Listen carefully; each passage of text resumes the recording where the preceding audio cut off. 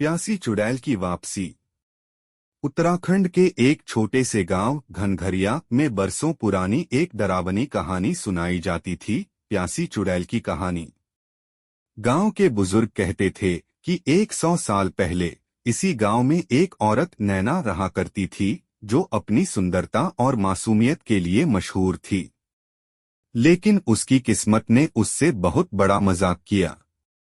नैना की शादी एक अमीर जमींदार से हुई थी, लेकिन शादी के कुछ महीने बाद ही लोगों को पता चला कि उसका पति शराबी और हिंसक है। नैना को रोज पीटा जाता, भूखा रखा जाता और उसकी आत्मा धीरे धीरे मरती गई। एक दिन बारिश की रात में जमींदार ने उसे खेत के कुएं में धक्का दे दिया। नैना की चीखें जंगलों में गूंजती रहीं, लेकिन किसी ने उसकी मदद नहीं की। वह वहीं तड़प तड़प कर मर गई। माना जाता है कि मरने से पहले उसकी आंखों में एक ही प्यास थी, इंसाफ की प्यास। पर उस रात के बाद गांव में अजीब घटनाएं होने लगीं। रात को कुएं के पास से गुजरने वाले लोग गायब होने लगे। किसी की हड्डियां खेतों में मिली तो किसी के कपड़े झाड़ियों में लटके मिले। धीरे धीरे गांव वालों ने उस कुएं को बंद कर दिया और एक मंदिर बना दिया।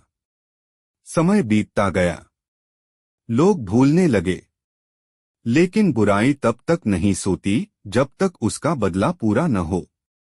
एक सदी बाद गांव में शहर से एक परिवार आया, पति पत्नी और उनका 8 साल का बेटा अर्जुन। वे लोग गांव में शांति की तलाश में आए थे। उन्होंने वही पुराना घर किराए पर लिया जो नैना के जमींदार का हवेली हुआ करता था। पहले कुछ दिन सब ठीक रहा, लेकिन एक रात अर्जुन को नींद में चलते हुए देखा गया। वह बाहर खेतों की ओर चला गया। जब माँ बाप उसे ढूंढने निकले तो देखा कि वह कुएं के पास खड़ा था, आंखें बंद, होठों पर मुस्कान। अर्जुन ने माँ से कहा, माँ, दीदी मुझे रोज मिलने आती है, कहती है वो प्यासी है, बहुत प्यासी। उसकी माँ डर गई। अगले दिन पंडित बुलाया गया, जिसने बताया कि यह वही आत्मा है, प्यासी चुड़ैल, जिसे कभी इंसाफ नहीं मिला। अब चुड़ैल किसी भी मासूम शरीर में प्रवेश कर सकती थी और अर्जुन उसका माध्यम बन गया था। रात को जब गांव में भयंकर आंधी आई, लोगों ने देखा कि हवेली की खिड़कियां अपने आप खुलने लगीं और अर्जुन की आंखों से खून बह रहा था। पंडित ने बताया कि आत्मा की मुक्ति केवल तभी हो सकती है जब उसकी असली मौत का राज सामने लाया जाए और उसे इंसाफ दिया जाए। गांव वालों ने पुरानी जमीन खोदी और वहां उन्हें एक कंकाल मिला, नैना का। पास में उसका पुराना कड़ा पड़ा था, जिस पर उसका नाम खुदा था। जब जमींदार की वंशज यानी उसका पड़पोता सामने लाया गया तो चुड़ैल की आत्मा ने हवेली में हाहाकार मचा दिया। वो जमींदार के वंशज पर टूट पड़ी। पंडित ने मंत्र पढ़े और चुड़ैल से कहा, तेरा बदला पूरा हो गया, अब तू मुक्त हो जा। नैना की आत्मा चिल्लाई, मुझे मेरा जीवन चाहिए था, अब सबकी जान मेरी है।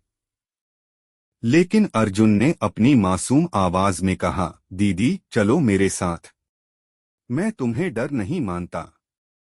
ये शब्द सुनकर नैना की आत्मा रुकी। पहली बार उसे कोई इंसान नहीं, एक बच्चा इंसान की तरह देख रहा था। उसकी आंखों से आंसू निकले और उसकी आत्मा हवा में धीरे धीरे विलीन हो गई। उस रात के बाद गांव में कभी कोई हादसा नहीं हुआ। लोग कहते हैं प्यासी चुड़ैल को शांति मिल गई, लेकिन उसकी कहानी आज भी हवेली की दीवारों पर गूंजती है।